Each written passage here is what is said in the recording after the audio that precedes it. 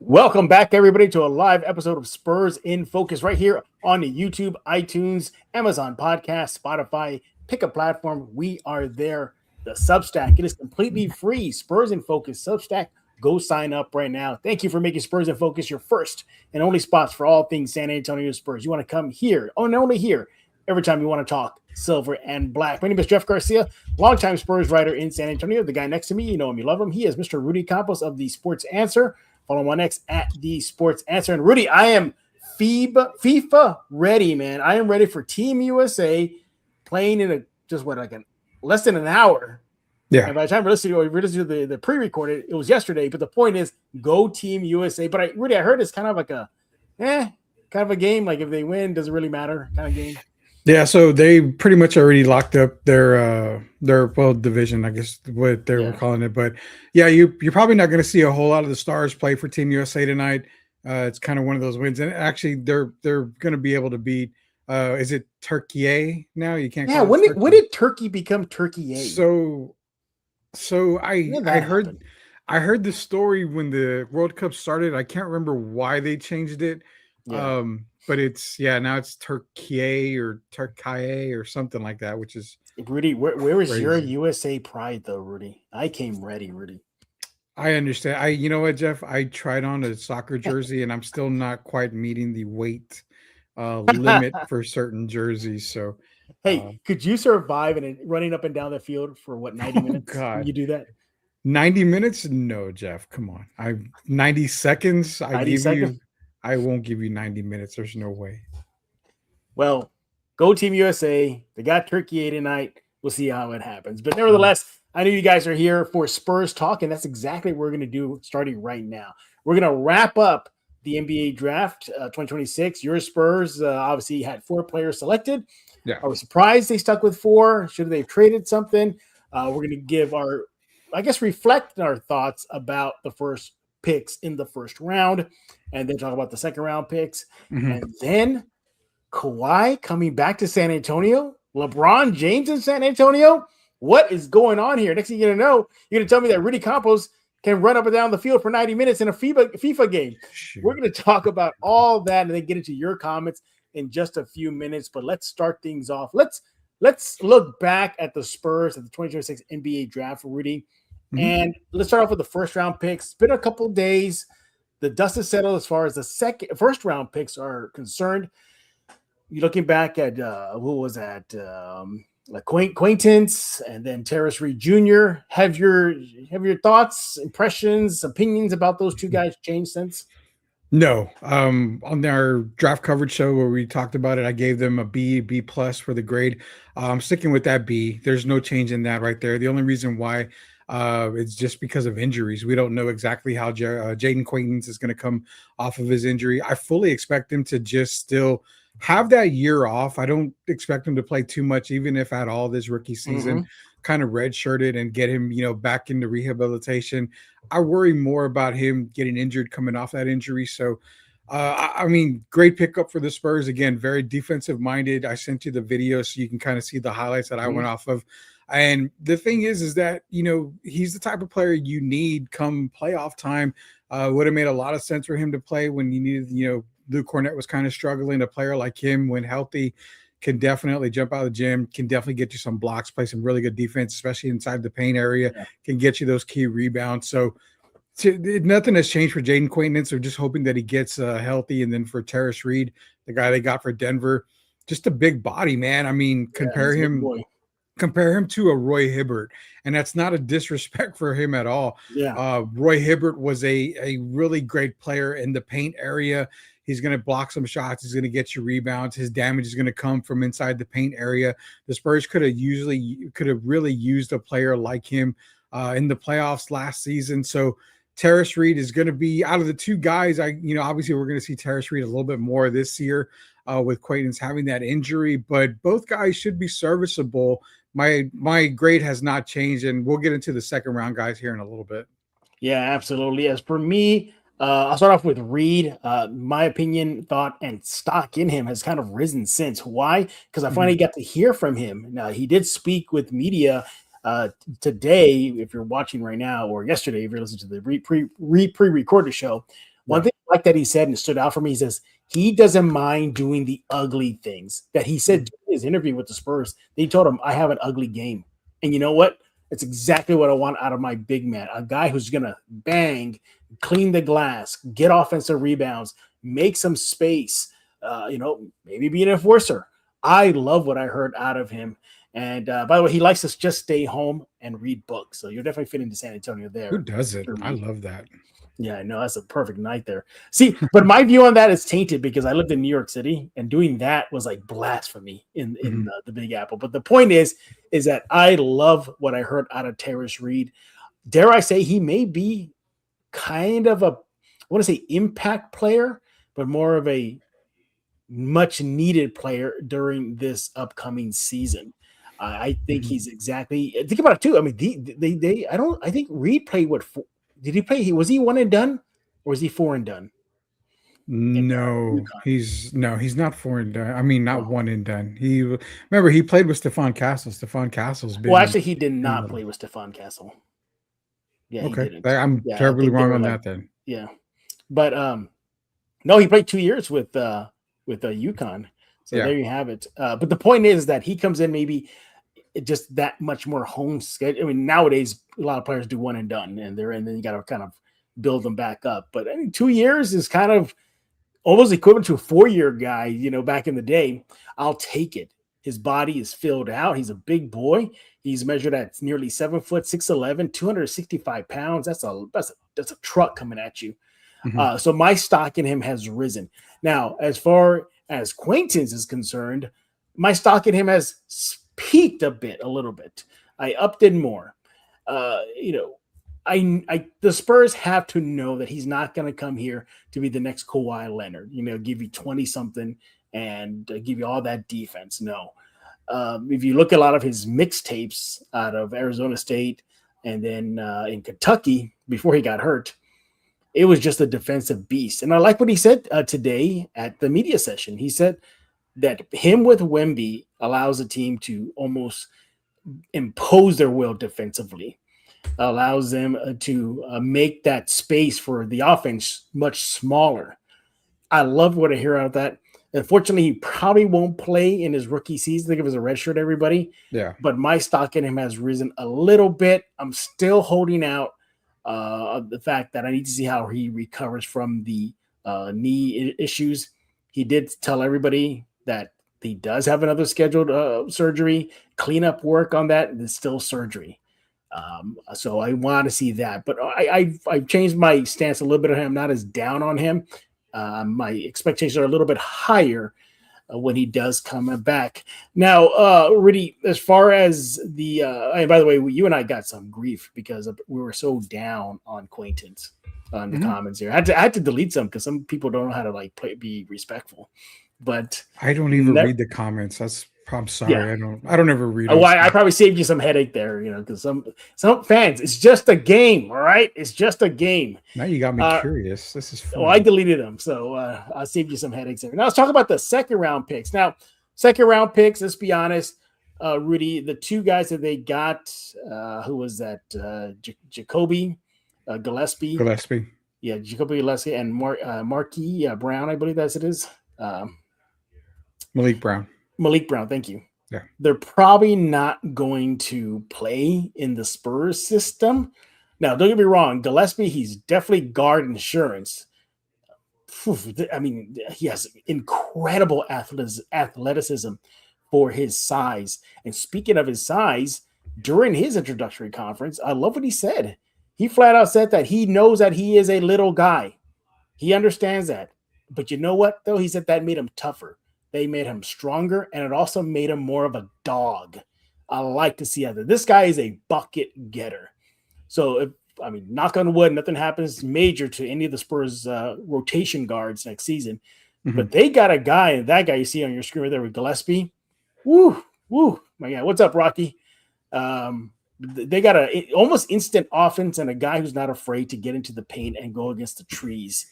I see him as being that pesky JJ Barea, how does he keep on scoring? That kind of thing there. And then, of course, for Brown, again, a guy that I think they're going to. Well, first of all, they love his defense. And by the way, you heard everybody you're joining right now. The Spurs definitely had a type in this draft. It was just a lot of defenders, a Big lot man. of big defenders. Yeah. But what do you think about Brown? He was the Spurs' last pick in the second round. I actually like the drafting of Malik Brown. I think Tim Gonzalez in here said, Rudy's going to love it because he's a Duke guy. But yeah, he did come from Duke University. Basically, it's the same trend, the same path that they went with Jaden Quaintance and also with Terrace Reed. It's a big body, a guy that can play defense. He's a very agile and versatile defender, can actually really guard on the perimeter as well. Very, very raw on the offensive side, pretty much a non-factor on the offensive side, unless you're going to lob it up to him. Yeah, doesn't really have a reliable jump shot. So he's more of an insurance guy, just kind of like I said, he's one of those guys that he's going to be in the paint area. He's going to just cause damage, but he can defend on the perimeter. So a guy you can use, but I mean, is he going to really make the roster? Probably not. He's probably going to be an Austin guy.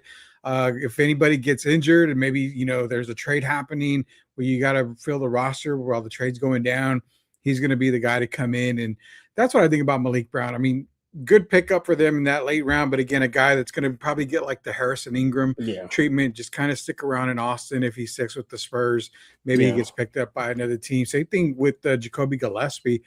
Very good scorer. I mean, can score the ball, but the problem is he's a 6'1" scoring guard, and that's very small. But on the other hand, he's not much of a distributor, and that's kind of where if you see a 6'1" guard, you're hoping that he can play some point guard. He has a little bit of struggle when it comes to that position.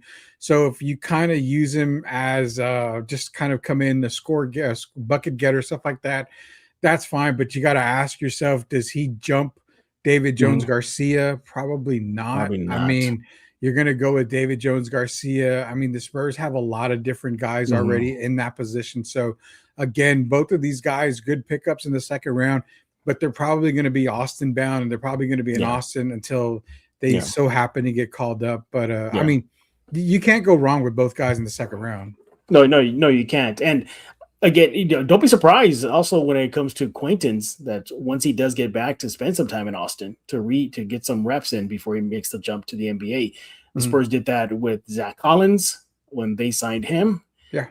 They did it with Tony Parker when he was coming off an injury. Now, for Parker, get this. You remember this? They brought the Austin Spurs to San Antonio for Parker. But the point is the Spurs do have a history of utilizing the G League Austin Spurs system to get guys right physically before they play an NBA game. So that'll probably happen for Acquaintance. Don't jump in. Oh my God, he's Austin bound. He must not be worth the pick. No, that's just par for the course with the Spurs. But overall, because we got some bigger news coming up in just a few seconds here. If I look at the entire first round and the entire second round and who the Spurs grabbed and selected, I know I believe wrong. I think I gave him a B or a B minus. I think I gave him a B minus after the first round. I'm going to bump it up to a B plus. What hurts not for an A is, again, the question mark regarding the health of Quaintance once he does get right after that's what's still holding back. I got to see how he responds. And I have no doubt the kid will, and I hope he does. And I hope he becomes that defensive beast that the Spurs can pair with Wemby. But I'm going to bump it up collectively, first round, second round draft picks as to a B plus. What about you? Keep it at a B. I mean, a B, B plus. I mean, I'm still more on the B tendon than I am the B plus side.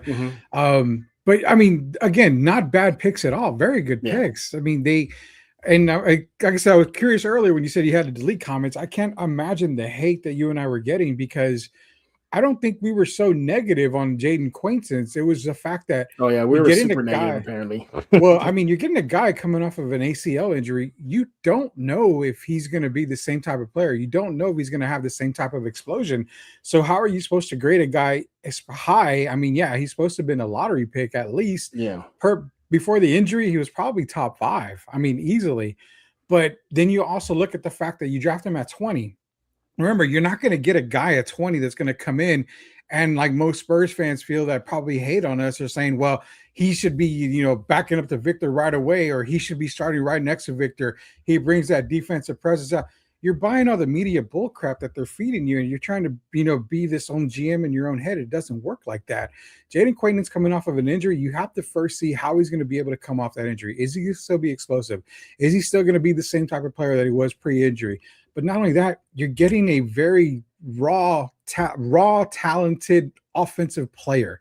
He's going to put a lot of work on the offensive side, Jeff. He's a defensive-minded guy. Yeah. I mean, a lot of his highlights in college were basically, blocking shots left and right. And yeah, he could bring it up the court, but the NBA is a faster game. You're not going to expect him to dribble the ball up the court. You see Wemby struggle at times dribbling that ball up the court. So Jaden Quaidman is not on Wemby's level when it comes to being an offensive type of player.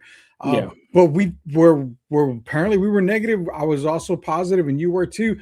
Look at the defense that he brings. I mean, he's got a remarkable talent when it comes to finding that ball on the defensive side. Right. He has great recovery time. I mean, everything you see from Jaden Quaidman is exactly the type of player you need, of course, when healthy. So I can't give him above a B. I can give him maybe a B plus for this draft. I like the Terrace Reed Jr. move, but again, if you're expecting Terrace Reed to come in and be the 7th guy on the roster, 8th guy on the roster, as of right now, it's not happening. They're going to have to be able to develop these kids to become that 8th, 9th guy on the roster, because you've got at least 9 guys ahead of them, maybe 10. So yeah, that's why I can't go above a B right now.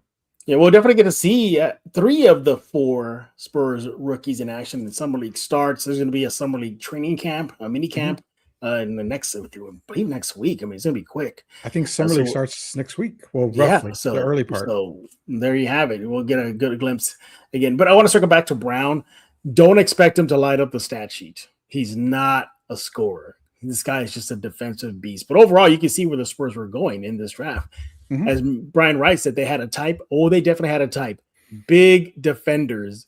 The only outlier was Gillespie, but even then, he was a pesky defender at Tennessee as well.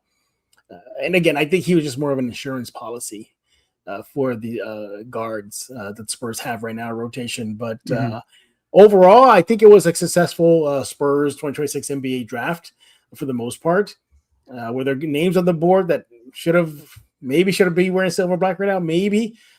But, I mean, you can't go wrong. I know Quaidman's with the knee and the ACL, the surgery, but he was projected to be top 10, and Spurs, in theory, got themselves a top 10 player. Will he recover and play like a top 10 player remains to be seen. And I mean, kudos for that deal with Denver. I mean, to get a Reed, and that was a fleece right there. I mean, good job, Spurs. Hey, and they used their draft picks. What do Spurs fans always say, Rudy? Oh, you got all these picks, you got to use them. Well, they used 3 second-round picks, so they unloaded some of those. See, they're using it, they're investing them wisely, and they got themselves some beef with Reed. They got themselves a dog with Gillespie. His words. You got 2 capable defenders at the forward spot with Quaidman and Brown. And with Quaidman, you got yourself, just a bully, a guy who's gonna just get in there and be that enforcer type. And again, Reed said he doesn't mind doing the dirty work too. So overall, I give them a B plus. I'm going to bump it a bit. We'll see how the rookies pan out in summer league. All right, when we get back, we're taking a quick break here, but we're going to be discussing the latest rumor, and that is a number 2 guy. Not me. No, not you. We're going to be discussing the latest rumor about Kawhi possibly being open to returning to the Spurs. And then Vegas has the Spurs among the top 3 teams where LeBron could land next season. We're going to discuss all of that and more right here on this live episode of Spurs in Focus. Make sure to follow Rudy on X at The Sports Answer. Follow me on X at Jeff G. Spurs Zone. As the new leader of the Decepticons, I command you to subscribe to Spurs in Focus.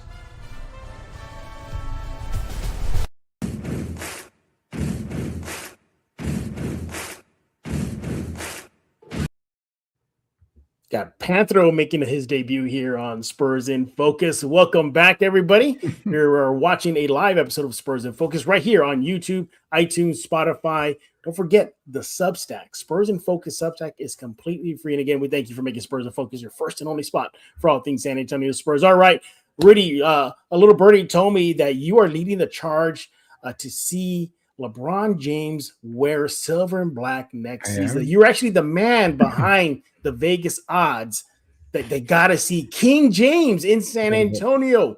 Rudy, is that true? Yeah, man. If the Spurs and Focus fans always watching the show, they understand that I was talking about this and Derek was talking about this about a week or two ago. The possibility of it happening again, honestly, I mean, 55% that it happened. So it's more than 50-50. The biggest key you got to remember, Jeff, is that the Lakers just re-signed Austin Reeves to that damn near max deal. I mean, you're investing in Luka, you're investing in Austin Reeves. If LeBron, takes a pay cut with the Lakers, I mean, you can maybe see it happen if he wants to stay. But then you look at the fact that he probably has 1, maybe 2 good years left in his system. He wants to go out a champion. He wants to try to tie Kobe and Tim Duncan at 5 rings. So maybe even surpass him if he can with a good team. So he's not going to do that in LA. They're still having big man issue. I mean, they're still got a lot of questions in LA. So why not go to a team like San Antonio or anywhere else that gives him a better opportunity to compete for a title in his last few years in the league? What he can do with San Antonio is just kind of basically come as a free agent if he wanted to. And Spurs can maybe convince him to take maybe a little bit more than the mid-level exception. I mean, the worst thing you want to see is for him to sign with the Lakers just to get traded, because the sign and trade would gut kind of San Antonio with the numbers that he's looking at. But if he wants to win, coming to San Antonio gives him his best option. That's why he's probably the third. There's 3 teams in the league Vegas has, Spurs being one of them. It makes a lot of sense. They can give him a team-friendly deal. You don't lose any player. You keep Fox, you keep Harper, you keep Castle, Wemby. The crew comes back, and you're adding a LeBron James who was pretty dominant in the playoffs without Luka Doncic. Right. You're not going to ask LeBron to be the man, but I mean, when he has to take over a la the fourth quarter in certain NBA final games, I wouldn't mind putting the ball in his hand when the team is struggling. Well, according to BetUS Sportsbook, the Spurs had the 3rd best odds to land James. Now, it's big odds, plus 1,500, right behind the Cavaliers at number 1, where he'll take his services next to. That's plus 300, the best odds. And then the second best odds go to the Warriors at a plus 400. You see the big drop after that. Then it's the Spurs at plus 1,500. But nevertheless, Vegas has San Antonio, at least a top 3 team there. No, overall, I get, the allure of it. King James in San Antonio with Wemby and oh my God, it writes itself, the ticket sales, the must-see TV, road games, jersey sales, all that stuff. I get all that. But I think the Spurs are trying to build around the rising core, Castle, Harper, Wemby, Vassell. This is a team that just came off a 60-plus win regular season, made a trip to the finals without him. Okay. I think the Spurs' priority is continuity and development and adding complementary players to the young core. He's 41 years old, dude. He doesn't fit their timeline. He's going to be 42 in a few months. But you only have him for a year, maybe 2 at the most. And he's willing to take what? He can't be a 6th man, an 8th man role.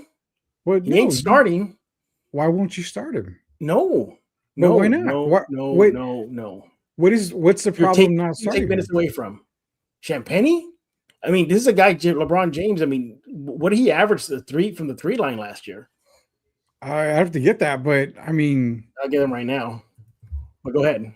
So, I mean, the thing is, I am not a LeBron James fan by all means. Trust me. I respect the guy's game. I love his game. He's 32% last season, 32% from 3. Okay. So, I mean, a respectable, I guess 32%, because he's never been a really knockdown 3-point shooter. But I mean, you almost have to start him. You're going to probably go maybe Fox, Harper, Castle, LeBron, Wemby. I mean, that you're taking Devin away from the starting lineup. You're taking Julian Champagnie away from the starting lineup. I mean, did we say one time, Jeff, that if you're in it, if you're a coach and you're a staff, that you're in it for the feelings, you're in the wrong job? I mean, feelings aside, Mm-hmm. idle? I mean, or do you want to, well, hey, let's play nice. And, Devin, you're a starter. So we're going to keep you a starter. Julian, you're a starter. We're going to keep you a starter. LeBron, you're coming in, but we're going to give you those 17 minutes a game, 20 minutes a game, stuff like that. If you bring in the LeBron James, you're not bringing him in to ride the pine. There's no way to do that. He can go, to, Cleveland and do that and maybe get more minutes. He can, hell, Jeff, he can even go to OKC and get a starting spot there. Would you rather see him in OKC or rather see him in San Antonio? Yeah, have that circus over there. Go ahead. I mean, it's a circus, but that automatically makes them the favorites if he does that. I mean, you got to call a spade a spade. If you want LeBron James here, you're going to have to play LeBron James. And that's something that Spurs fans got to get up. They got to get on board with. But, I mean, in all likelihood, he's rumored to come to San Antonio. But like mentioning with Derek, it's just rumors. And rumors are rumors that you take them for what they're worth. I think he's got a good chance coming, but he's only going to come to San Antonio if he's able to be a starter, or he's able to get at least his 27, 28 minutes a game. So, I mean, it's tough to say. And that's, you mentioned a 60-win team. That's the other thing. I don't know if this team currently constructed, I don't know if they get to 60 wins next year. I got them about 58, 57, 59 wins. I have them just under 60 again. It's a tougher Western Conference, man. At 60. But here's the thing, though. He shot 51% last year, LeBron. So he's not that accurate anymore. The Spurs need spacing. They don't need another guy whose three shot is so, who's in the back end of his career, and he doesn't spread the floor as much anymore. He played 60 games last year with the Lakers, so his durability is now in question. I just think, look, I appreciate the compliment that Vegas is doing, thinking the Spurs are a destination spot. But, Cleveland, think about that. He goes to the East. It might be an easier path for him to get to the finals. Joining that Cleveland team would really help them more so than the Spurs. Yeah, but he's not beating anybody in the West. I mean, if he goes to Cleveland, you're still playing with James Harden, unless they give up James Harden. You're still playing with James Harden, who's non-existent in the playoffs. I mean, then you've got Donovan Mitchell. You think Donovan Mitchell wants to take a backseat to LeBron James? Probably not. I mean, the only way this happens is if the Lakers are trading for Jared Allen, which we've heard rumors around that. But again, LeBron in Cleveland, it looks great on paper. I can see them obviously making the finals. Maybe they're the top team in the East. I just don't see it going anywhere in the finals. There's too many guys there that want the ball in their hand, that need the ball in their hand. And you're asking about LeBron James having the ball in his hand. One thing you got a question for San Antonio, Jeff. Outside of Dylan Harper, didn't seem like anybody wanted the ball in the finals there in the end of the game. So why not get one of the greatest players of all time to have the ball in his hand? Maybe not to actually score the ball, but to be that distributor who's been there before in games like this. There's different ways you can look at as to why he's a positive. And the only negative that I think a lot of people see is, well, he's 41. He's too old. He's probably going to dominate the ball. Not necessarily. You want a guy in clutch time. And that's something that you even said. We don't have a clutch player. This guy's been in X number of finals. This guy's won X number of titles. This guy's been in more clutch moments than all of these players on this roster combined. So, positives outweigh the negatives, man. For me, the negatives outweigh the positives because he ain't going to settle for a mid-level exception. I tell you that much. He ain't going to do that. He ain't going to do that. Probably not. The Spurs are not going to disrupt their salary situation and they shouldn't get closer to those aprons and those dreaded aprons. That ain't going to happen. I think the Spurs are better suited looking elsewhere for veteran presence. For me, it's a guy like Hachimura. He solves everything that the Spurs need right now. Everything. That one guy, he solves everything. It's not LeBron. I think he'll be a massive disruption. I really think he will. I mean, he could be, but say it's mid-level exception for 2 years. Mhm. I mean, are you okay with that? No, I still don't. Not even like for the this. mid-level exception. No. Not even if it doesn't work out, you can trade him because it's a MLE. I mean, every team has enough room for a mid-level exception. Yeah, I just don't see it working in San Antonio. I think, and especially for the Spurs, I think in their mind this would be a distraction for this young squad. The circus, the media circus, the attention, the questioning. Oh, LeBron this and LeBron that. You ever seen the new players? I think it'll just be too much. We already have that already with Wemby. You don't need another guy there. And we saw how the Wemby treated it at the end of the season when going from one of the best media guys to a guy that the media is starting to say, well, I don't know if I want to ever talk to this guy again or interview him because he's going to give me Greg Popovich answers. I mean, so I get the media circus, but you can also get, Wemby learning from LeBron in those clutch moments. I think Perry brought it up. We didn't have a guy come down during crunch time. I would have rather had the ball in LeBron's hands or, somebody else's hands who's been there. Hell, give me Pascal Siakam at times, man, in crunch time. We've seen him up there for Indiana coming through crunch time. You need a crunch time player. You need a veteran. This is not a youth movement that I'm talking about. Oh, the youth is terrible. No, it's nothing like that. These guys got to the finals. They just didn't have that guy in the moment. And who knows? It could have been Harrison Barnes for all we knew. I don't know. But obviously the moment was too big for De'Aaron Fox. It was too big for Stephon Castle and Wemby.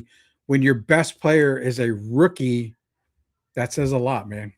Yeah. I hear your positives. I understand them, but ultimately, and as for the Spurs, I think they may consider that skipping steps, whatever the hell that means. I think I could consider that as skipping steps, and they'll say, "No, we're good." It would be interesting if Popovich was still coaching. He didn't have the stroke. I wonder if that would change things because, who knows, man. Yeah, they had a bromance, man. But that could be a reason why he comes too. I mean, Pop is still involved. I guess, but not on the court. He solves things such as leadership, mentorship, championship experience, all that stuff. I get that, but he can chase his rings with Cleveland. Go chase or the Warriors. Go do that. He's not getting them in Cleveland. He's not getting them in Golden State. He gets them with San Antonio. He gets it with the OKC Thunder. Maybe if he goes to Boston, I can maybe see that. But even Boston's kind of a no. Maybe he goes to Detroit. He could possibly get a ring there. There's very few teams that he can win a ring with right now. So if he wants to ring chase, then he's going to have to understand it's going to cost probably his salary. Yeah. But if he wants to just play 2 years and go wherever to get as much money as possible, then he's probably not going to win a ring with the team that he goes to. And for me, again, I go back to the spacing issue. His is not the same athletic, explosive LeBron anymore. Those days are over. He'll get you 1 or 2 a season, but the consistent game in, game out guy, that's long gone. Wemby needs shooters around him. They need floor spacers. The Spurs solved something as far as getting bigs next to him, so check. Now they need floor spacers. Because they would have that Champagny, and we saw the development of the shot for like a Harper and Vassell, but I think they still need floor spacers. That ain't LeBron anymore. Now he's a career 34-35% from the 3 line, but towards the back end of his career right now, he's been very, very streaky. And what about load management? What if they have to load manage him? So there's that. I can see that. Like you could load manage him. You're not asking for LeBron James to be, Cleveland Cavalier LeBron James or Miami Heat LeBron James. You're asking LeBron James to just be the player that he has been the past couple of years. That's it. I mean, we're not asking, like I said, you're not asking him to be all NBA LeBron James. You don't need that. You just need him to you get him to come in. He averages 16, 17 a game, gets those few rebounds here and there, but controls. See, the one thing I didn't like LeBron is like he was ball dominant. He needs this and that. But the key word that I always used was he was always in control of the ball. Well, I could use a person of his caliber in control of the ball during winning time. I think that makes a difference to me. A player, like I said, that's been there. And I think that's what would have helped San Antonio last year. They beefed up the front court with those draft picks that they got. Are they going to be ready this year? Maybe, maybe not. But they did beef them up for the future. Now you need a closer. Wherever it comes from, you need a closer. I mean, that's the biggest. And you definitely need shooting. I mean, you definitely need shooting. I think one of the guys mentioned in here that you got to get Sam Penny's not a true clutch shooter or sniper right now. There's not very many snipers out there. I mean, let me throw a guy out there. Say you get LeBron at a mid-level, and then you can go get another veteran at another maybe mid-level type thing. What if you brought in a guy like a Chris Middleton just to shoot? I mean, does that waver for you a little bit? Does he move the needle for you? Because Middleton can shoot the lights out of a gym. He's already older. You're not going to count on him to do very much. I mean, there's shooters out there, but there's not a whole lot of shooters out there that you're going to go, I'm going to pay top dollar for. And it is intriguing. Now, again, this is not a rumor. This is just what Vegas is projecting. All right, we'll get into the rumor in about 2 seconds from now. But no, I know you see more pros than cons. I see more cons than pros. I just think the Spurs just need to maintain the course. They don't need to add another. He's still a megastar. Would you say he's technically still the face of the NBA? It's shifting. It's shifting. No. He's not the face of the NBA. There's no way. Well, the point is that he's still a megastar, even if he's the face or not. Oh, yeah. He is. And I just think, no, I think the Spurs will ultimately say no, if that. And again, this is not a rumor. It's just Vegas projections, but we're just talking about it because it is the offseason. So we got to think of something. Hey, but no, what do y'all think, everybody? Do you agree with Vegas that the Spurs should be a top landing spot for Mr. LeBron James? Let Rudy know on X at The Sports Answer. Let me know on X at Jeff G Spurs Zone. And Rudy, there's ways that people in the comment section can help us right now with the super chats, huh? Yeah, so the good thing about a Spurs in Focus is you guys are able to participate by throwing in a super chat for us. Super chat gets you to the top of the line, get your question, get your comment read on air first before everybody else. We literally stop the show if a super chat comes in and we answer your questions, we go over your comments. But again, it supports us and what we do here. Nothing is ever free, as everybody knows. So appreciate all the help that we do get. And again, I mean, we love that you guys participate with us. And from time to time, we're able to give away some giveaways as well from the super chat. So appreciate all the help. And just like I said, the moment that it happens, the moment we get one I saw it too, Rudy. From your boy here. What's up, Austin? We thought you were not going to make it tonight. No, and you know what? The good thing is I DM'd Austin. His T-shirts came in. I'm shipping that plus his tactical backpack this weekend. So nice. Big supporter of the show, Sports Talk with Austin, and appreciate all that he's done for us here. He says, I don't want LeBron on this team because we are building something special here in San Antonio with 65 wins and NBA Finals berth last year. LeBron is going to want a starting role. Who do you move out of the starting five for him? And we did talk about that a little while. So if you move a guy out of the starting five, it's probably going to be Julian, and you're probably going to move Devin if you're going to go with a Fox, Harper, Castle lineup next year. So there's a lot of mixed emotions. I'm for him coming at a certain degree.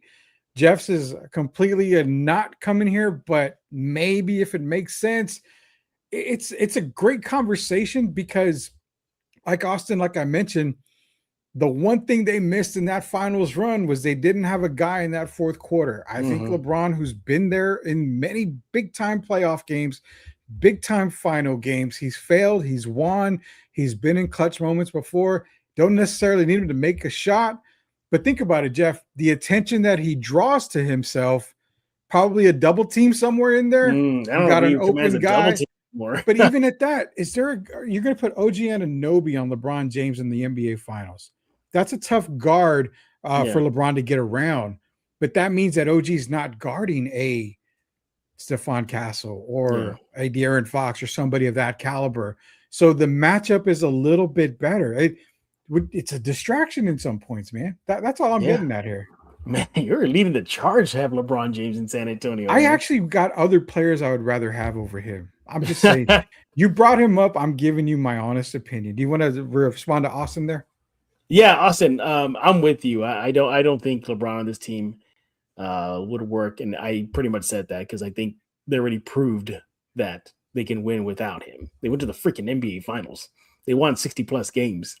All right. They beat the defending champs in their gym in Game 7 in the West Finals. They are fine as is. I think you need to bring in role players. And I don't know if LeBron's already at that point where he's considered a role player. He's going to want money. He's going to want to get paid. He ain't coming here for no mid-level. I'll be shocked if he's like, sure, I'll go for the MLE. That ain't happening. I think in his mind, Rudy, he still thinks, and Austin, he still thinks he's top dollar guy.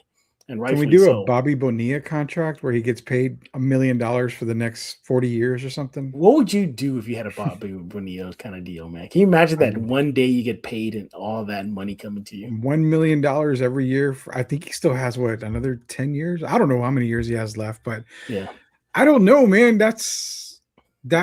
Could you live off of that? Waiting for that check of $1 million? Yeah, it gets taxed by the government. I mean, you're not getting the full $1 million. So yes, yeah. I don't know. But you would know. You have that kind of money. Okay, moving on. I like what this one. I'm gonna put on the screen here real fast. Oops, sorry. There it is. I like you need guys like that, like snipers. This guy Sam Hauser out of Boston. Wow. That's a sniper right there. That's Boston what you need. Boston ain't letting him go. Yeah, Boston ain't gonna let him go. But my point is, you need those kind of role players, not LeBron James. Well, let's talk about the other rumor now, everybody. Well, let me give you one guy who I would take before we go on here. Okay. There's one guy I really look at, and that's Kevin Huerter. I mean, I'll take it too. When he gets hot. Kevin Huerter is one guy you definitely would look at. Luke Kennard was brought up earlier. Another guy you can definitely look at. Yep, sure. Tim Hardaway Jr. Hello, Tim Hardaway Jr. is unrestricted. There's another one. I mean, there's a lot of guys you can go after, but I mean, if you need snipers, right? I guess. I don't know. And by the way, I don't think the Spurs team is done with dealing and making the roster complete yet. God, I hope not. They're not. We'll see. Well, that's for a whole other show later down the road in the offseason. All right, let's get to the meat and potatoes of this show. That is everybody's favorite former Spur, Kawhi Leonard. Report/rumor popped up. I think it started during the second round of the draft. It was one of the ESPN analysts. They were having a discussion about the future of Kawhi Leonard with the Clippers. Now, he does have one more year left on his contract with LAC, but if LA wants to deal him, where would he go? You had Yahoo Sports O'Connor come out and say, well, there's four teams that Leonard would want to go to. One, remain in Los Angeles with the Clippers. Okay, check. Toronto, go back to that stomping ground that he had. The Warriors, I believe, was one of them, and the San Antonio Spurs. Now, of those four teams, the only two teams that he would accept an extension to would be the Raptors and the Spurs. So there it is. Go figure. Huh? Kawhi Leonard reportedly open for a return to San Antonio. Now, do you want to start with the pros and the cons? With pros or cons first? How do you want to start this one? I think we jump right in like we did with LeBron James, man. I mean, whether all right, well, here we go. I'll start off with let's get the pros out of the way. All right, I'll start with the pros. Okay. All right. Much like LeBron, a proven veteran, he's a very capable two-way player. He has championship experience. For me, the big one is he fills the freaking need that the Spurs need right now, and that is the power forward spot. I mean, that's it. We're done. He solves it like that. And at least last year, he proved that he was durable. 65 games played in the regular season. For him, that's like a miracle. I might as well say he played all 82. All right. He was an all-star last year. He was all NBA second team. This floored me, Rudy. Did you know last season he averaged 27.9 points per game, I did. 6.4 rebounds, and 3.6 assists? Yeah, Good I did. Lord. He Good wa- Lord. Had he played more, he was in the MVP talk for a while there. He was in the MVP talk. Yeah. Yeah. And he was also he was top 10 clutch player list. When the final results came out, he was number 10. Yeah. In that list too. Now, overall, he's an instant threat offensively. He's an instant threat defensively. And especially when Wemby is off the court, you can have him out there, if he's playing without him, and that Don't miss a defense beat. probably doesn't slack as much. That is a deadly combo defensively and offensively for the Spurs. So we'll start with the pros. Your thoughts. Any other pros that I missed about Mr. Number 2?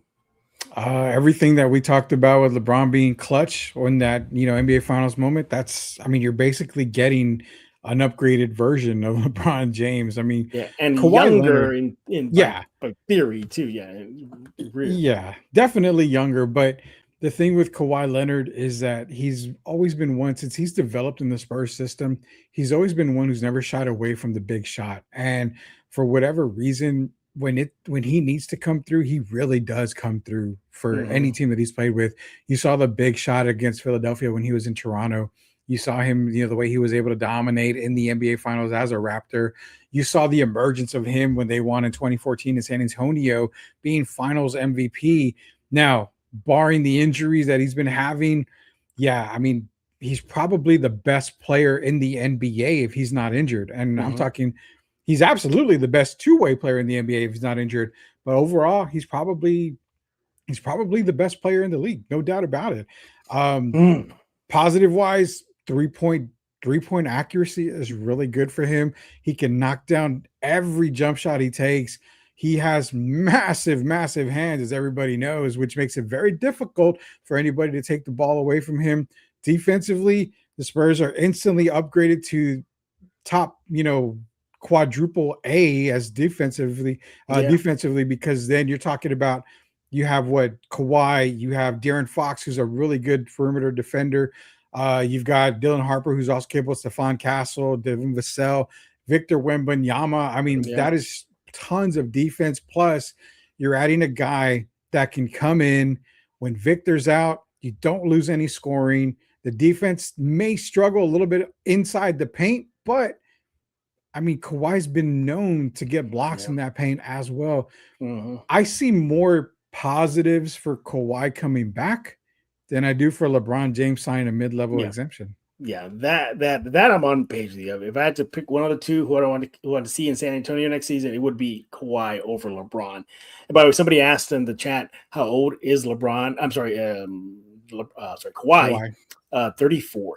He's 34. I can't believe he's that old already. Wow. He has a good 6 years if he's injury-free, 6-7 years maybe. Yeah. At best. But I think ideally 4 years. I'd give Kawhi another 4 years. Oh, I'm fine with that. Yeah. All right. So those are the pros. All right. Now let's go to the cons. Now, the one you got to start out with, obviously, is the durability. Sure, he played 60-plus games last year with the Clippers, all right? But overall, his durability is always going to be in question. By the way, remember he said that he, or at least reportedly, would want to come to San Antonio and sign an extension. His durability plus a big extension, that doesn't pan out for me. No. You don't want to invest that much money in a guy who's just getting wrecked all the time injury-wise, and you don't want to have a part-time player getting that kind of money. So you make it less money guaranteed. Base it off of games played. You can definitely do that. Yeah, I don't know. And then hold on, I'll get to that in a bit. Okay. I just don't. He's not a player who's going to give you. I don't know if he's going to be able to give you 65 games consistently plus. I think you need him that, but go ahead. All right. Okay, now going back to the extension. Now, again, remember the report is that he would come to San Antonio on an extension. Sure. I think giving him an extension and probably having to pay him would hurt the Spurs financially now and into the future.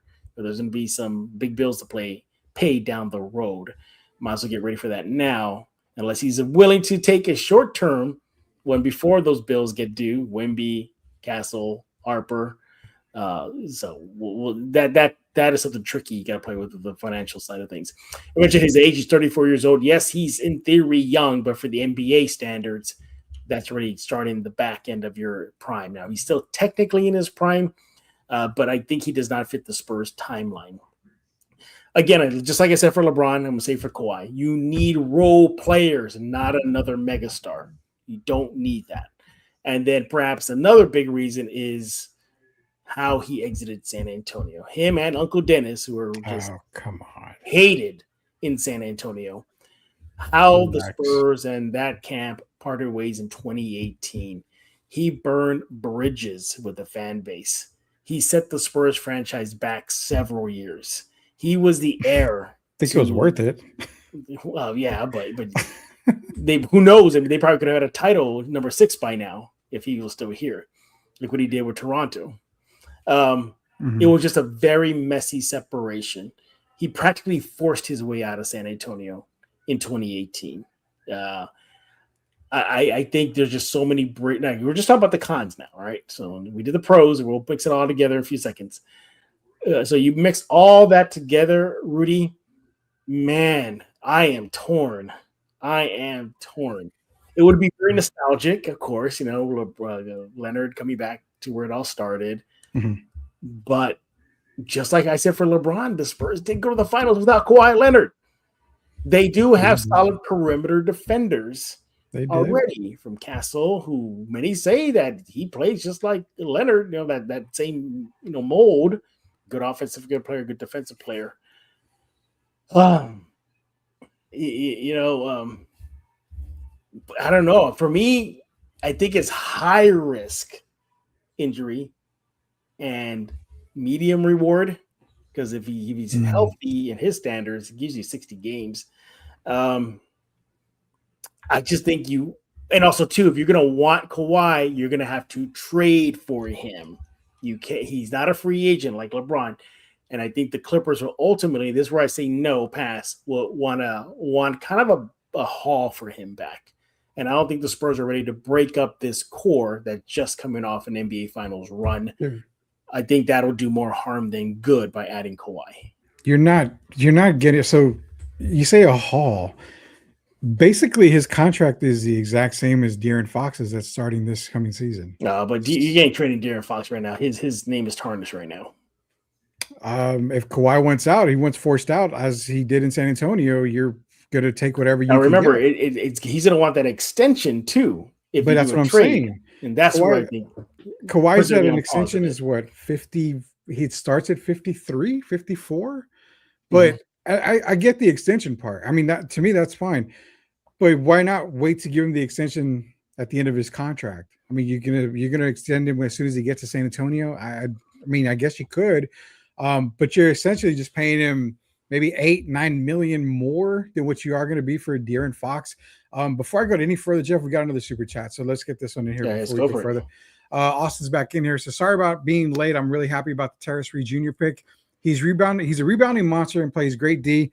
Would have been a huge help with the rebounding problems we saw in the finals. And yeah, again, Austin, something that Jeff and I mentioned, acquaintance, if he's not injured, Terrace Reed, I mean, these are big bodies. Again, Terrace Reed for me, he's like a Roy Hibbert type of player. He's going to dominate in the paint. He's going to play aggressive defense. He's going to clog up the paint. And I need a player like a Roy Hibbert on the San Antonio Spurs when Victor's out, because you saw Cornette just getting lit up left and right. Can he guard on the perimeter? He's not very quick, but I do trust him a little bit more than I do Luke Cornette on the perimeter. So, yeah, Terrence Reed Jr. definitely makes a whole lot of difference. Jeff, what do you got on Austin's comment there? First of all, Austin, you don't have to be sorry that you're late, buddy. It's okay, man. You help us out here. It's all good. No, I'm with you. I love the Terrence Reed Jr. pick. I thought the Spurs got over on Denver with that. Oh, let me, for you, Austin, let me put the right picture there that goes along with your comment. There you go. That what he feels exactly what the Spurs need, and you hit it on the head. The rebounding monster. That's what you need. We saw what the Knicks did to the Spurs and the big man department. Not only the Knicks, you saw the Wolves do it, the Blazers do it, the Thunder do it. They just abused the Spurs in the big man department. And I don't know if you heard the interview that Coach Hurley, UConn head coach, did with San Antonio Sports Star a couple days ago. And he said that Reed Jr. is exactly what the Spurs need. Or I should say want. According to Hurley via San Antonio Sports Star, that the Spurs conversations with him is when they looked at Reed and discussed him, they were like, no, that's who we want. That's the type of player we want. And he said it himself at the press conference that he will do the dirty things, the ugly things, that his game is ugly. The Spurs need an ugly style player. And that's the guy right there. He might be the more immediate impact guy for next season than a Gillespie or a Brown. We know that what's his name? Acquaintance is out practically for the full season. Would not be surprised to see that guy on your screen right now, Austin, getting some burn next season. But yeah. I like the pick. I think I might have Hurley's exact quote from the interview with the Star here. Yeah, I got it right here. He says, quote, he's freakishly athletic, freakishly strong. He's got crazy length. He's a guy that's going to finish around the basket. He's going to have simple and efficient post moves. You don't want anybody flashy. Just get the job done. Yeah. Hurley also said that Reed is, quote, going to be an inside-out dominator. I know from conversations I had with the Spurs, that's exactly what they want from him. And here's the other thing, too. Hurley says, in my conversation with Spurs GM Brian Wright, he saw the value in Terrace, potentially bringing that element to their roster. This is just, I think the Spurs really got a gem with this guy. 14.7 points per game with UConn, 9 rebounds, 2.3 assists, 2 blocks. He shot 61% from the field, albeit all in the paint. But, hey, that's what the Spurs need, just a paint presence, and he is that guy. Yeah, we got one more in. Oh, yeah, go for it. Austin again says Kawhi's pros, great mid-range shot, still clutch, still great defense, give you 25, 30 points per game a night. His cons are he's older, and he left the San Antonio Spurs to hang.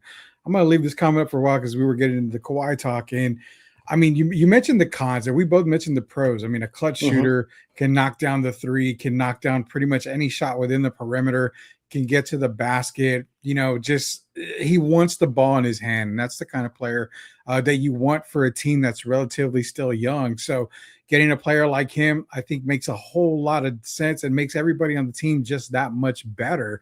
But then you mentioned the cons, one of them being his age. He's 34. I still think he's got a good 4 years left. I mean, if you get 65, 68 games out of him each year in those 4 years, I mean, you're getting a massive haul. That's a great, thing there for them. But I want to tackle the one thing that everybody harps on, and that's the way he left San Antonio. Let's think about this. We're going off of what the staff said. We're going off of what Tony Parker said. We're going off of what players said. We don't know exactly what happened behind the scenes, and we never will. There's not going to be a Ring of the Row episode of, what happened to Kawhi Leonard in San Antonio. We're never going to get that. So as fans, yes, you're going to be pissed off because a player left your organization the way that he did. Yeah. But if you're going to be mad at that, okay, so be it. You mean to tell me that if Kawhi Leonard says, I'm going back to San Antonio, Spurs are saying we want Kawhi Leonard back. If the Spurs want him back, why the hell don't fans want him back? That means the Spurs kind of fans are petty, you know that. Hey, and I get your pettiness, but do you want to be mad or do you want to celebrate some parade? He's gonna have to help bring this team 2 titles for me to forgive him. Okay, so he comes to San Antonio next year or this coming season. Do you don't think they're favorites to win the title? I mean, Vegas is going to damn near give them 2-1 odds. I mean, they're going to make them their favorites automatically when a player comes like that. So I totally get the reason why fans don't like him at all and they don't want him coming back and this and that. But again, you're getting a player that, when healthy, is probably the best two-way player in the league that makes a job for De'Aaron Fox, who maybe can't handle the ball in clutch time in San Antonio. Kawhi can take over that spot right there. You saw him do it in San Antonio before. You saw him do it in Toronto. In LA when he's playing, especially this past season, I mean, almost an MVP candidate. I mean, all NBA. You're turning down that opportunity. And Yeah, you're going to have to make a deal to where you're probably going to get rid of De'Aaron Fox. Do you trade De'Aaron Fox to LA?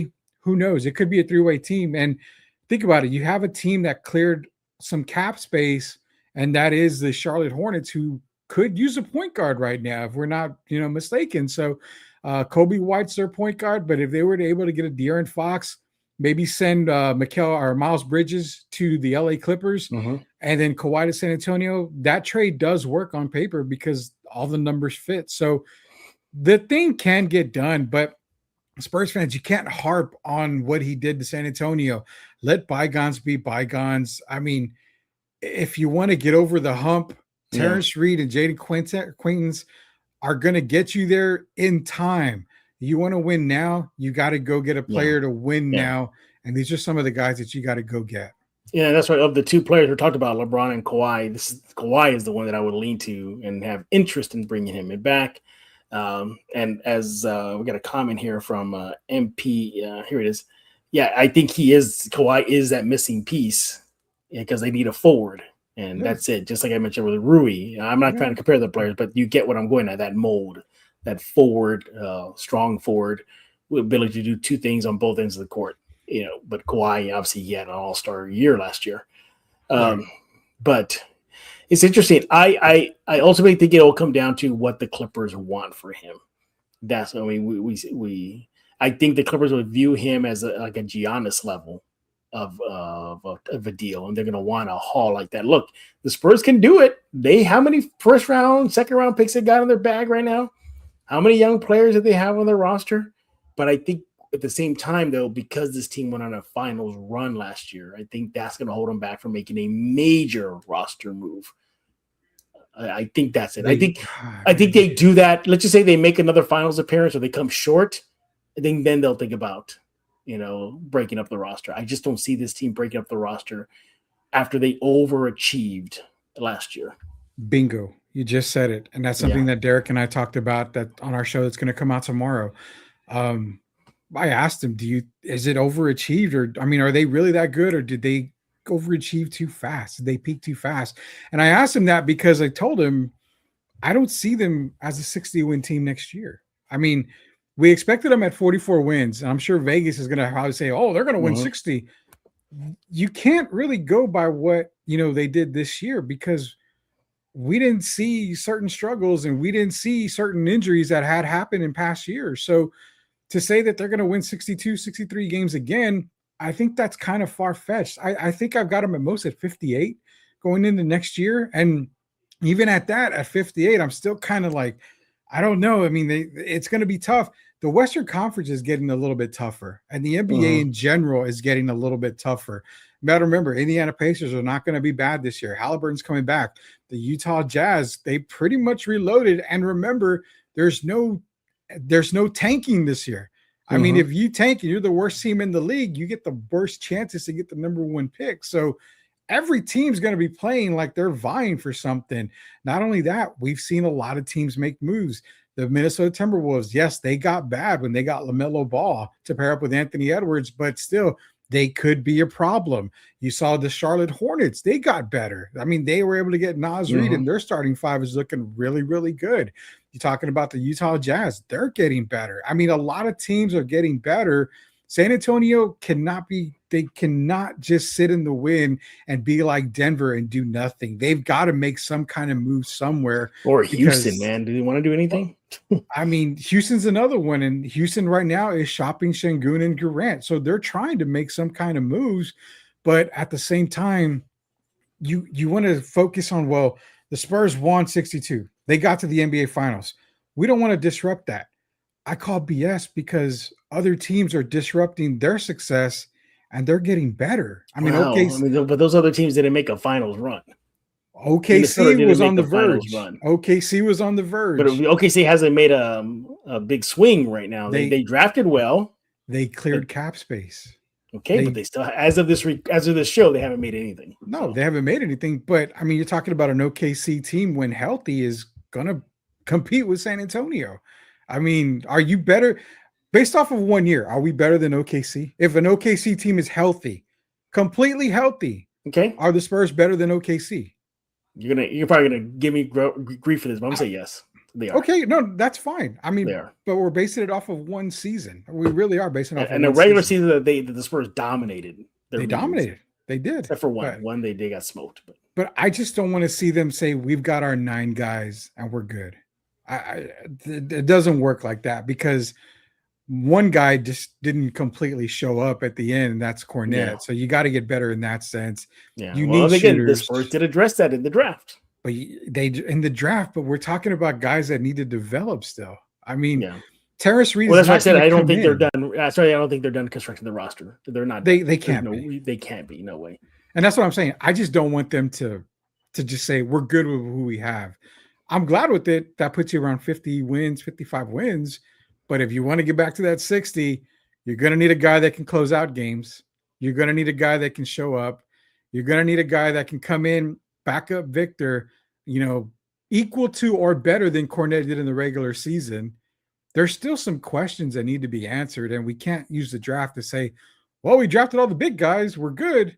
One guy's out. He's probably going to be out for the year. Another guy's a rookie who we still don't know how he's going to play in the system. And the other 2 guys in the second round, I mean, they're probably Austin bound for pretty much all year. So it's hard to say. You got another super chat, man. So if you want to get into that, we can. Yeah, go for it. Yeah, bring it out. With Austin, it says, I understand the NBA is business and stuff happens. I can see your side, Jeff, but I also see Rudy's side. I have made peace with it. I mean, the Spurs just went to the NBA Finals. Holding grudges only hurt you. Let's enjoy the ride. Okay, fine. You want to enjoy the ride, Austin? Great. I'm down with that. All right. But we still got to get on that ride, roller coaster, bumper cars, whatever it is, with the bumper cars that brought you there.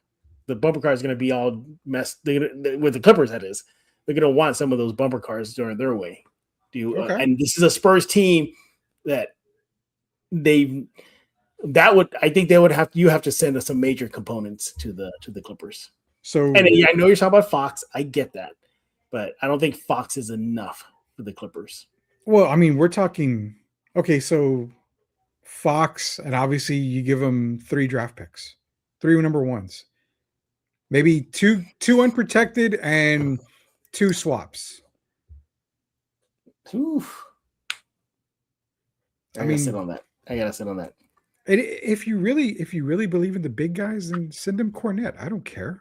Doesn't bother me. I think you'll be fine with that too. I mean, yeah. Hey, Cornette. But I know they're not. The Clippers right now are either going to lose Kawhi for nothing or get whatever they can. Yeah. Now remember, they're not going to trade. They're not going to pull a Greg Popovich and ship him to Toronto or a place he doesn't want to go. They're not going to do that because he can just say, well, I'm not going to go. I mean, that's the thing is that I think, Pop was good enough and RC were good enough to get something in return from Toronto. But in this situation, I don't think it happens like that because it goes back to earlier what you said, Jeff.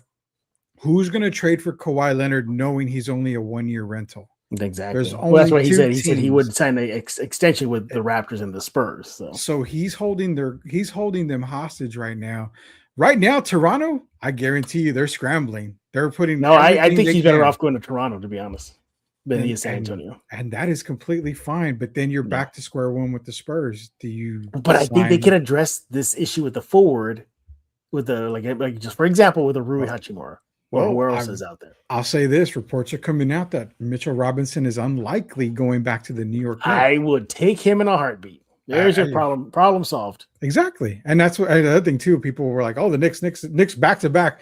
I told y'all way after they won that championship, the same team ain't coming back. James Dolan, he's dying happy because he won his title. He ain't paying no more luxury tax. He's not getting close to the apron. James Dolan is done paying for a title because he's already got one. So now you're going to see the Knicks break up part 2. Oh my God! Can you imagine that guy on your screen right now? Everybody back wearing silver and black again. I can. I know you can, Rudy. Jacob Eric. It'll be hard for me. It'll be hard for me to see him again. It'll be difficult, Jeff. And it is because I'm still holding a grudge. You wake up tomorrow and it says breaking news. Reports Lord. Kawhi Leonard being traded back to the San Antonio Spurs. You know what? I tell you this much: a lot of Spurs fans will change their mind quick too. Do you realize how many Spurs fans are going to try to dig up the We're gonna Kawhi break out jersey, their old Leonard? Kawhi jerseys. They're- The bobbleheads are coming back on their desk. I think I still have the bobblehead Yeah, somewhere I think here. you showed it off one time. But it's a fascinating question. Again, ultimately, I don't think either LeBron or Kawhi land in San Antonio. I think, at least for Kawhi, I think he'll stay in the Clippers. They need a face of the franchise right now. So unless they're willing to blow it up, and start from scratch, but hey, Ballmer has to pay for that building, man. He has to pay some tickets, so he needs some star power in a Clippers uniform. But what do y'all think about Kawhi? Should the Spurs say, "F it, come on back, Kawhi. Let's make a deal, Clippers"? Let us know. Let Rudy know on X at the Sports Answer. Let me know on X at Jeff G Spurs Zone. The chat is popping, Rudy. What's going on? Yeah, I'm going to go through, you can go through some of them. I'm going to go back to the top here. Rogue was in here, says, "What's good, fellas? How you doing?" Tim, Doing all right, buddy. Jeff, the Malik Brown Duke player, Rudy's going to love it. Of course, I don't love Duke players, Tim, but it is what it is. When will Stephon Castle be a Hall of Famer on a Hall of Fame path in your mind? We're not even close to that yet. Yeah, I mean, not close yet. I got pullback from Derek and I said, "Is Wemby even a Hall of Famer right now?" And he says, "Yes." Why would you ask that? I said, "I don't know." Of course, you don't believe he's generational, so. Oh, you won't I'm not convince me of that surprised. just yet. You won't convince me of that yet. But Steph Castle Hall of Fame, way too soon. It's way too soon. Way too soon. Rocky says, "What's up, gentlemen?" What's up, Rocky? Rocky used to be with y'all's guy, your show back in the day. Yeah, right? Yeah, I remember that. Yeah. We missed the Rock. We're gonna have to have a reunion day one time here. If you had a crystal ball, which one of these guys? Which one's going to see a mural first? Which one? I think LeBron will go first. Well, between Quaintance and Reed. Okay, the rookies. I'm in the rookie class. Yeah, I wouldn't be surprised they're going up right now. Probably at Rudy Seafood on the south side. Not my place. No way. Heck no. Quaintance. I would probably go. Probably both. Yeah, I think they both get an average one. Yeah. Malik Brown is a 4-year guy. He averaged 5 points a game. Offense from him, Tim. It's all defense. Who makes the biggest impact among the rookies this year, barring JQ plays, Jeff? So JQ's not playing is the question. It's obviously Reed. Reed's going to make the biggest impact. Yeah. It's Terrace Reed if he gets the playing time this year specifically. Yeah, it's Reed. Can we get the doc on to talk Jaden Quinn's cleanup surgery for the season? You know what? I was thinking about that. I'm gonna reach out to him soon. See if he wants to come on and chat it up. That would be good to get him on. Who does Jalen Quintance remind you of in a former Spurs player? Well, knee-wise, DeJuan Blair. But definitely. Yeah. But man. That's a good one. That's a good question. What mold would he be? He's all defense, minimal offense. I mean, Dennis Rodman, I guess. Maybe. Rodman. I don't know why I'm thinking a player like maybe a Nazim Muhammad, Francisco Elson. No. You know what? Alberto wasn't a very great defender though. And I don't know if he was. That's a good question. I'm going to go maybe like a Nazim Muhammad would be good. Nazim Muhammad would be the best one. Okay, I think I got one. What is it? Without the offensive game, he reminds me of a Charles Bassey, sort of. That's a good one. Bassey can play defense. He got up and down the floor. He can block shots. He had hops, man. So I think maybe like a Charles Bassey right now going into the season, potentially a non-offensive, and this is my ceiling, so I could be wrong, but a very poor man Dikembe Mutombo defensive type player. No, just around the rim, blocking shots, not really offensive minded, stuff like that. Terrace Reed is going to pop off, guaranteed. I don't know with me, allow him to pop off. I don't know how much we're going to get out of him. Obviously, they're going to take time to develop their rookies. It was a great draft. They got what they needed, and they got the players that they needed. They got exactly what was kicking their ass in the postseason run. Where's Jacob Eric to talk Kawhi return rumors? Yeah, we got that. How about Castle, Fox, Kawhi, LeBron, and Wemby as your starters, Jeff? I don't know if they can pull those two guys. I don't think they can pull that off, Tim. That's a NBA 2K gaming right there. Imagine if they did. That's at least a 70-win team. Well, I could tell you, Casper Fox is not a Spur anymore. Probably Fox. So throw Harper, Castle, Harper, Kawhi, James, and Wemby. That is possible. I won't say it's not. It is possible. How crazy would it be to see LeBron on an HEB commercial?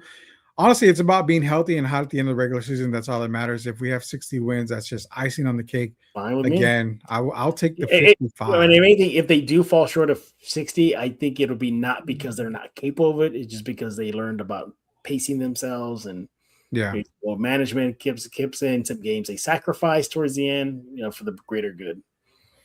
Spot on. The games that mattered, we could not close it when it came down to crunch time. Spot on. That was when we were talking about LeBron James, and I said you need a clutch guy there. Remember, Kawhi was top 10 clutch player of the year,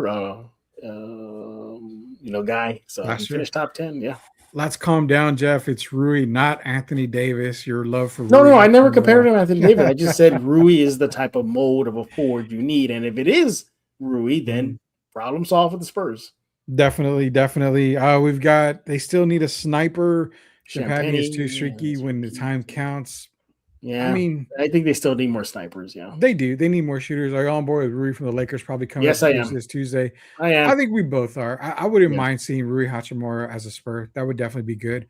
Jeff, Luke Kennard. Sure. If they were to part, I don't know if he's a free agent, but that's the guy we need, a player like that. Yeah, Kennard is a free agent. I think he's unrestricted too, so we might be able to grab him there. Bring him on. How many games in the playoffs did Steve Kerr and Ori gave us? I think that was during our LeBron. Yeah, but at that time, the need was spacing and veteran presence. A young LeBron, a young Tim Duncan, Parker, and I don't know if Manu was there yet, but they filled the need, and the Spurs filled that need this year in the draft with bigs. If the Spurs trade, they should go with KJ, Cornette, and a pick in 2028. Kawhi is what they need, but I don't know. I think he just wants money and cares more about the organization. Cares nothing about the organization. Or nothing about the organization. I don't know, man. You might have to do an entire show just on Kawhi Leonard. I think so. Not KJ. He meant Fox. It says Rui shot 39% of the regular season and shot over 50%. He's 6'8". You mentioned about Sam Hauser. Exactly. We talked that, yeah. Spurs definitely need free agency help, especially OKC. OKC are favored now. Slim lead though, slim. But it goes back to what I said earlier. Yeah. Are they better than OKC? Slim. I mean, it goes back to that, man. LeBron's too much of a distraction. Yeah, I agree. LeBron not a landing spot for the Spurs. Rui's a role player, better fit, sharpshooter in the playoffs. He took out Houston, can guard pretty good as well. I think and this guy as well. John Collins is another guy that. How many years have the Spurs been chasing John Collins since his Utah days? Probably since his Atlanta days. Yeah, probably since he was in diapers is what I'm going to go with. If he takes a salary cut, get him. How old is Kawhi? Spurs series. Good evening. What is up, Mike? If we can get Kawhi without giving up much like D Fox, I would say yes, but as much as I would, never root for Kawhi. Got to get over that. Still there. That pettiness is still there. Boys. I always say team first and leave out your personal feelings out if he can bring a championship to the Spurs, and I know he can. Rudy's point. That's one of Rudy's big points. Got another talk. Oh, here we go. What's up, Austin? Jaden Acquaintance is like Michael Porter Jr. Got busted out, got drafted out of Missouri with the back issues, but turned out to be a great player and an NBA champion. I'm hoping this for Jaden Acquaintance as well. Again, I think, I mean, injury-wise, very good comp on the injury-wise. I really think that the Jaden Acquaintance pick is an A for where they got him. I give it a B because I need to see where he comes in off that injury. For all I know, he could come in like a barn burner and boom, injury doesn't matter. He's good. I'm okay with that. Then I'm like, you know what? Perfect. Absolutely perfect. It's cinema. So that I like the comparison. I want to give them a higher grade. I just need to see how he comes back from injury. It's waiting. It's TBD right now. Yeah, it's definitely to be determined. But I mean, definitely great comparison there when it comes off the injury, because had he not been injured, guy's a top 5 pick. I mean, you can't go wrong with that. A top 5 pick in any other draft. Yes, sir. Role player, Spurs bar. Give me DeMar DeRozan off the bench. His contract already paid, and he's an unrestricted free agent. 18 last season. He got enough guards already. Swing guys. Well, he could play the small forward. I mean, off the bench, Jeff. You're bolstering that bench. Moving Think about on. it. I do trust him on the perimeter. Not he's talking about Terrace Reed. I mean, I do trust him on the perimeter more than I Yes. do Luke Yeah. Cornett. Hell, I think Reed can even be a backup for Cornette. We saw how much he got gas last year. Yeah, Kawhi can give you at least 20 and 10. He won't have to play a lot of minutes, 20, 25 minutes. Victor only plays What 28 do the minutes. Clippers want, and what kind of money does Kawhi want in an extension? The extension and what they want is key for me. Just give him Jeff Garcia. They'll take it in a heartbeat. In fact, they'll owe us money if they give him Jeff Garcia. I'll throw in my Godzilla figure. That would work. I really feel Rui as a free agent would bring us the spinal spot and championship with him being a sharpshooter. Rui's getting a whole lot of love. Yes, Reed Jr. He's a dog. Sure. He also has the entire fake tree business to deal with. He can come to San Antonio. That's the other thing too. He's dealing with that controversy too. Oh, it's still there. Blame Ballmer. Don't blame him so much, man. That's what I say. I think that he is from California, and I remember when a kid is dressed as Charo was attacked. Maybe I feel like I don't want to work and live there. I don't know that. Yeah. Kawhi is a missing piece to complete. You put that on there. Kawhi ain't coming. Yeah, there's no way. He doesn't come. I think LeBron nor Kawhi are coming. So it's far-fetched, man. The best ability Dion play is he would be DMP Leonard. I like that. Dio Rosen. Just to say Kawhi would demand only to go to the Spurs, that would diminish his trade value. Like D Fox. What? How would that diminish his trade value? Like I guess trade value for the Clippers to trade him where so they won't get exactly what they want for him. Okay. I'm predicting Spurs record 50 to 60 wins the next season. Western Conference will be tough along with the Knicks. I think we're gonna have to do a whole show on that, Rudy. Just the Western Conference. For sure. Yeah. For sure. Both know that Kawhi and LeBron just developed the drafts. Dean Wade at least a 58-14. Okay, I can see Dean Wade maybe. Kawhi ain't happening. He wants an extension. What I'm saying there, and simple. We need John Morant. No, we don't need a John Morant.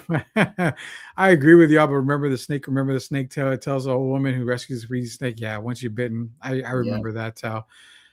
Christian, what we need is a very good replacement of Sweeney. That I brought up a name to Derek, and he was like, "This guy would never go for it." But I said, "What about a Billy Donovan? He's not doing anything. Why don't you give him a call?" But sure, I think he would. Yeah, look at Mike Brown. He took an assistant job. He did, but Derek said, but me and Derek feel he may go to Michigan actually if he gets a coaching job. So, I feel we have addressed the size with girth. All we need is sharp. Mitch Robinson to the Spurs would be deadly. That definitely is one that we talked about. These guys would like to downplay rookies. Are these guys even fans? That's one of the guys that was. Okay. Well, I'm glad you're here because we're not downplaying anything ever. I don't ever downplay anything. So appreciate the comment. I mean, I'm not. And to be honest, I'm a fan when I'm off the podcast. When I'm the podcast, I'm my true self. I call it like I see it. So that doesn't make me a fan. Then oh well, forget it then. Jalen is a Cadillac Anderson. Like that one. What are your thoughts on Golden State re-signing Horford? That's pretty damn big for Golden State because they're going to need a lot of help. Al Horford's a great spot wherever he goes. I hope he is better than Bassie. I think he's going to be better than Bassie, but you just got to think he's young. Bassie was young. He had a lot of jump and a lot of skip in him. Kind of want to see Quaintance come in like that, but he could definitely be better than Bassie. What do we got next? Jaden reminds me of Malik Rose. Possibly. Jaylen Brown, maybe. I don't think they get a Jaylen Brown. What was Fox? Jeff, where you take on the rookies go out to eat and question, what would you ask them? Okay, I don't know. Jeff, where would you take the rookies out to eat and question? That's good. Okay. First of all, questions I would ask the rookies. Well, first of all, I would love to talk to Acquaintance, not about the game because he's a big manga fan. He loves anime. So sign, seal, deliver there. Read, probably the same thing. Stay home, read books. So what are you reading? I think the fun guy I think would be Gillespie. He's a ball of energy. Yeah. It might just be fun to hang out. And Brown, I don't know. He was kind of quiet. Where would I take him out to eat? Somewhere in Southtown. I think Southtown would be fun. Yeah. Take him to a Mexican restaurant. Be good. Reed seems to be a well-polished player, makes little mistakes, and body seems to be in control. I think I like that. Rui Mitchell, Luka Hardaway Jr. for Valdick and Heartbeat, and then Quaintance the Barbarian is our last comment there. So. I'll take that, man. That's a good nickname. But I like Predator. I think Spurs fans have been calling them the Predator. Alien versus Predator. I remember. Yeah, I saw that one there. I like that one better. Yeah, those are the comments, man. You guys have brought it today, man. Good job with the comments, keeping the show going. We appreciate it. But look, we've been talking this whole time. We got to hear from you. What do you think about the Spurs at the 2026 NBA Draft? Your overall thoughts. Now the first round, second round is all over. What are y'all thinking? Also, what's your grade? So, with that being said, we need to know what you think about Vegas thinking the Spurs could be a landing spot for LeBron James and then Kawhi back in SA. Will you wear his jersey again? One more time if he does come back. We need to know. Follow Rudy on X at The Sports Answer. Rudy, tell us about the answer. Yeah, Sports Answer is myself, Derek Gervin, the Friday Drive. We've got a show actually coming out tomorrow. It's not going to be live. We pre-recorded it, but it's a great show. We get into the draft picks for San Antonio. Derek and I talk about both Kawhi and LeBron coming. You'll get to hear from a former NBA player's perspective on how he feels about this. Also, we talk in the trades. Giannis going to Miami, how the Milwaukee Bucks went from bottom feeders to probably a play-in team just off of one move, and how the LaMelo Ball trade really, really affected the Minnesota Timberwolves and all that stuff. So just turn in tomorrow. It's Answer Now TV on YouTube, so that way you can watch it. It's myself and Derek Irvin. Yeah, I don't know. Best backcourt in the West right now? Ball and Edwards? Good God, no. Okay, that's why you got to check out the answer, the Sports Answer. Make sure to follow Rudy on X, everybody, at The Sports Answer. Check out that discussion and so much more. As for me, first of all, you got to subscribe to Spurs in Focus on Substack. It is completely free. Go sign up right now. Just go to Google, type in Spurs in Focus. Then you'll go to that website, hit subscribe. You're in automatically. And subscribe to Spurs in Focus podcast show, everything on iTunes, Spotify, Amazon Podcasts, Pocket Casts, YouTube Music, YouTube itself. Go subscribe right now. The numbers are climbing. You guys are making it happen. Keep on doing what you are doing. And thank you for making Spurs in Focus your first and only spot for all things San Antonio Spurs. You don't want to go with the rest. You ignore all those other shows you see on YouTube. You only want to come here to Spurs in Focus every time, every day, every single week, every single minute. Come here to Spurs in Focus.